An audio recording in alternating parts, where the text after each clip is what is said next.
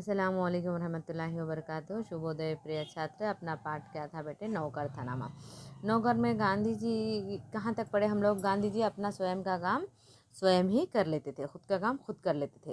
उन्हें थोड़ा बुखार आई गई बल्कि दूसरे सहायता करने गए तो भी उनको पसंद नहीं आता था।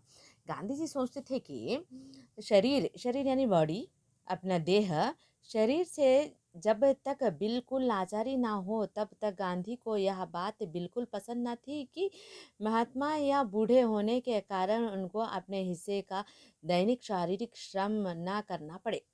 उन्होंने सोचते थे कि अरे मैं बूढ़ा हो गया ना इसलिए मैं काम बचा लेना, मैं बूढ़ा हो गया मैं बड़ा हूँ बोल के काम बचा लेना नहीं समझते थे। शरीर जब तक मैं चलने फिरने हाथ हो रहा, मेरे पास कुव्वत है, हाथ पैर चल रहे, तब तक मैं काम करते ही रहना बोल के सोचते थे। मैं बढ़ा हूँ बोल के, ज़रा एज बड़ी है बोल के ऐसा नाम बता के काम चुराना उनको पसंद नहीं आता था।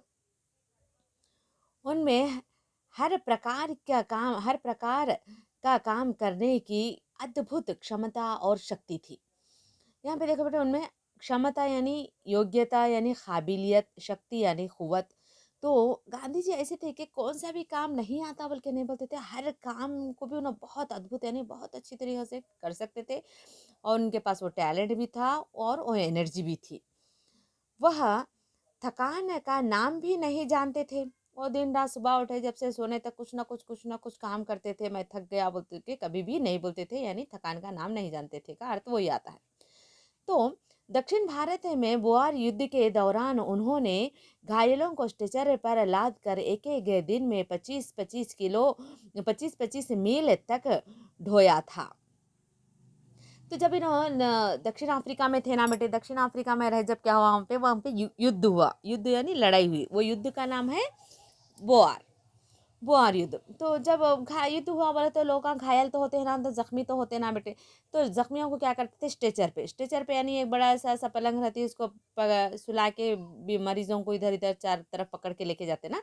तो वैसा क्या करते थे, हम घायलों की मदद करने के लिए स्ट्रेचर लेके चले जाते थे वहाँ पे।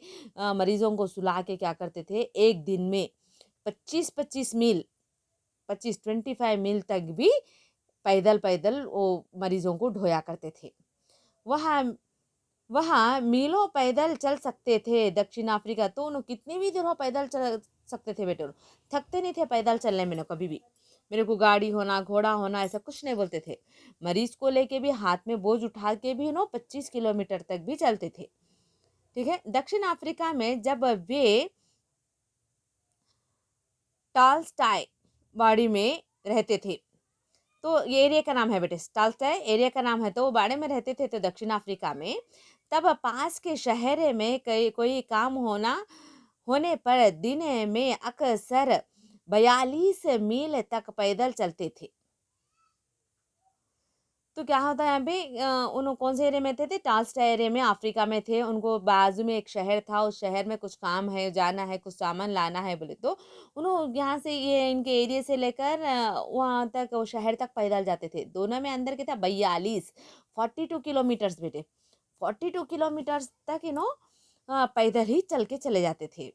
इनके लिए वे घर में बना कुछ नाश्ता साथ लेकर सुबह 2 बजे ही निकल पड़ते थे। तो क्या करते थे, रोज सुबह सुबह ही निकलते थे, सुबह में या 2 बजे निकल जाते थे। नो क्या, घर में जो भी नाश्ता था वो नाश्ता ले लेते थे, चले जाते थे। अगर समय मिले तो वो नाश्ता बीच में हो या कहीं पे भी बैठ के खा लेते थे। शहर में खरीदारी करके और शाम होते होते वापस फार्म पर लौट आते थे। उनके अन्य साथी भी उनके इस उदाहरण को खुशी खुशी अनुकरण करते थे। तो गांधी जी के ये काम उनके साथ ही वहां पे रहने वालों को भी बहुत अच्छा दिखता था। इन्हें सुबह सुबह उठना, काम करना, इतना पैदल चलना सब अच्छा दिखता था। तो उन लोगों को भी शहर में कुछ काम है तो भी उन्होंने क्या करते थे, गांधी जी का अनुकरण करते थे। अनुकरण यानी एक्टिंग, एक्टिंग यानी गांधी जी जैसा करते हैं वैसा ही करना। गांधी जी पैदल जाते हैं, घर का खाना खाते हैं तो वो भी घर से नाश्ता ले लेके जाते थे, उन्होंने भी पैदल जाते थे। फिर वहाँ पे कुछ भी खरीदारी करके फिर पैदल पैदल घर वापस आ जाते थे। ठीक है, समझ में आया? आगे भी पढ़ेंगे। एक बार किसी तालाब की भराई का काम चल रहा था जिसमें गांधी के साथी लगे हुए थे। एक सुबह काम खत्म करके वे ये लोग फावड़े कुदाल के टोकरियां लिए जब वापस लौटे तो देखते हैं कि गांधी ने उनके लिए तस्तरियों में नाश्ता लिए फल आदि तैयार करके रखे हैं। तो क्या हुआ, एक बार क्या हुआ, वहाँ पे तालाब का काम चल रहा था बेटे, तालाब का भरवाई का काम चल रहा था। भराई का काम यानी वह तालाब था, उसमें पूरा भर्ती करना है, पूरा डाल देना है। तो इनके साथियाँ इनके जो एरिया में रहते थे या अपने देश के प्रवासी जो थे वहाँ जाके काम करने के लिए नौकरी के तलाश में जो थे, वो लोग क्या करे, वो तालाब के भराई के काम में चले गए। चले जाके उन्होंने शाम को वापस आ गए। शाम को वापस आके उन्होंने देख रहे तो क्या है, उन्होंने क्या क्या साथ में लेके गए, फावड़े। फावड़े यानी वो खुदाने के लिए टोकरों में कचरा भरने के लिए, मिट्टी डालने के लिए काम आता है। खुदाल यानी खोदने का एक शस्त्र है ये। तो टोकरियाँ ये सब लेके ना वापस आए। वापस आने तक गांधी जी क्या करे, सबके तश्तरियों में प्लेटों में नाश्ता तैयार रखे, फल भी तैयार रखे। तो वो देखकर एक साथी ने पूछा, आपने हम लोगों के लिए यह सब कष्ट क्यों किया? अरे आप लोग इतनी मुसीबत कहीं करे, हमारे लिए इतनी तकलीफ क्यों उठाए गांधी जी? बोल के एक साथी पूछा।